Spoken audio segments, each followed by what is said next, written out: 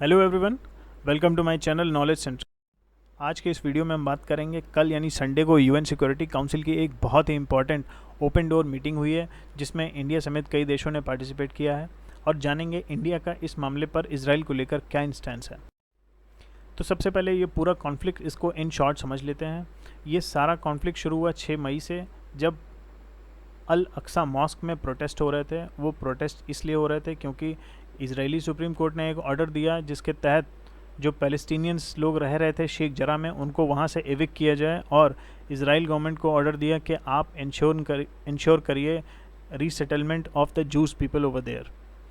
और इसके बाद हमस ने इजराइल पर रॉकेट लॉन्च करना शुरू कर दिया। बदले में इजराइल ने भी रिटेलिएट किया और अब तक इस पूरे मामले में 200 से ज़्यादा मौतें हो चुकी हैं। गाज़ा से भी, इजराइल में भी डेथ्स हुई हैं और वेस्ट बैंक में भी कई डेथ्स हुई हैं। लेकिन ये मामला दिन पर दिन एस्केलेट होता जा रहा है, अभी भी मामला ये ठंडा नहीं हो रहा है। और इन सब में कहीं ना कहीं नुकसान हो रहा है जेरूसलम का, क्योंकि जेरूसलम जो है वो क्रिश्चियंस के लिए, जूज़ के लिए, मुस्लिम्स के लिए, ये तीनों धर्मों के लोगों के लिए एक इम्पॉर्टेंट प्लेस रखता है। और इसमें अल्टीमेट नुकसान सिविलियंस का हो रहा है, प्लस जेरूसलम की जो इमेज है उसका नुकसान हो रहा है। ये अल अक्सा मॉस्क है, ये प्रोटेस्ट के दिन की तस्वीरें हैं जहाँ पर ये प्रोटेस्टर्स दिख रहे हैं और ये इजरायली डिफेंस फोर्स। जब इजरायली डिफेंस फोर्स को इंटेल मिला कि प्रोटेस्टर्स जो हैं एक बड़े नंबर में गैदर हो रहे हैं एक ऑर्गेनाइज तरीके से, तो गवर्नमेंट ने, इजराइल की गवर्नमेंट ने ऑर्डर दिया अपनी डिफेंस फोर्सेस को कि आप एंटर करिए और इन प्रोटेस्ट को ख़त्म करिए। अब जब ऐसा हुआ तो क्लैशेज़ हुए, क्लैशेज़ में दोनों पार्टीज़ को नुकसान पहुँचा है। ये देखिए, ये वहाँ उसी दिन की तस्वीरें हैं जिसमें प्रोटेस्टर्स ईंट पत्थर के साथ इकट्ठा हैं और इजरायली डिफेंस फोर्स पूरे अपने वेपन के साथ मॉस्क में एंटर कर गए, जो कि गलत है। ना तो डिफेंस फोर्सेस को अपने ये वेपन लेकर मॉस्क में एंटर करना चाहिए था और ना ही प्रोटेस्टर्स को इस तरह से ऑर्गेनाइज्ड होकर स्टोन पेल्टिंग करनी चाहिए थी। अब इस पूरे इशू में नुकसान हमेशा दोनों तरफ से होता है। जैसे ये पैलेस्टीनियंस, इनको भी चोटें आई हैं, इजरायली डिफेंस फोर्सेस, इनको भी चोटें आई हैं। इस समय स्क्रीन पर ये दो फोटोज़ हैं। जब ये प्रोटेस्ट स्टार्ट हुए तो इसके जवाब में गाज़ा बेस्ड जो हमस एक टेररिस्ट ऑर्गेनाइजेशन है, उन्होंने इजराइल पर कंटिन्यूसली रॉकेट लॉन्च करना शुरू कर दिया और अब तक इजराइल पर 2000 से ज़्यादा रॉकेट लॉन्च किए जा चुके हैं। लेकिन लकीली जो उनकी टेक्नोलॉजी है इजराइल की, उसकी वजह से मुश्किल से 5% ही रॉकेट्स ऐसे होते हैं जो कि इजरायली लैंड को टच कर रहे हैं। बट नुकसान हो रहा है दोनों तरफ से। कई लोगों की डेथ हो चुकी है इजराइल में, सिविलियंस की। एक इंडियन वुमन थी, वर्किंग थी वहाँ पर, उनकी भी इसी रॉकेट की वजह से डेथ हो गई है। इस समय ये तस्वीरें गाज़ा की हैं। जब गाज़ा से जो अटैक हुआ इजराइल पर, उसके अगेंस्ट में जब रिटेलिएट किया इजराइल ने, तो वहाँ पर भी जो गाज़ा में हमस की कई उनके हेडक्वार्टर्स थे, उनके कई दूसरे ठिकाने थे, वो सारी बिल्डिंग्स को गिरा दिया। और हमेशा जब भी ऐसे वॉर लाइक कंडीशंस बनेंगी तो हमेशा सबसे ज़्यादा नुकसान होता है सिविलियंस का। तो कई सिविलियंस की भी वहाँ डेथ हो गई, बच्चों की, लेडीज़ की। तो इस वजह से काफ़ी लोग जो हैं वो इजराइल को क्रिटिसाइज़ कर रहे हैं, लेकिन गलती इसमें दोनों पक्षों की बराबर है। अब बात करते हैं इंडिया के बारे में।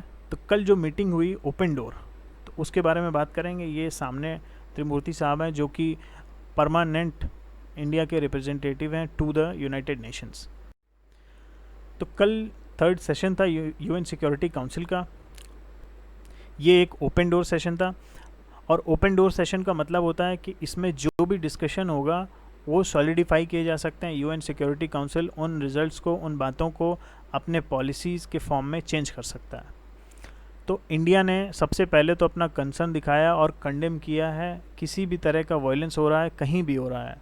और स्पेशली जो शेख जरा या टेम्पल माउंट का जो रीजन है, वहाँ पर टेम्पल माउंट जेरूसलम का ही पार्ट है और जो रॉकेट लॉन्च किए जा रहे हैं उसके ख़िलाफ़ है इंडिया बहुत ज़्यादा। और स्पेशली जो इज़राइल के ख़िलाफ़ हमस ने रॉकेट लॉन्च किए हैं उसकी स्पेशली इंडिया ने निंदा की है और जो स्टेटस को था उसको मेंटेन करने की बात कही है। यानी 6 मई से पहले की जो पिक्चर थी उसको फिर से प्रिवेल किया जाए, ये ऐसी इंडिया की डिमांड है।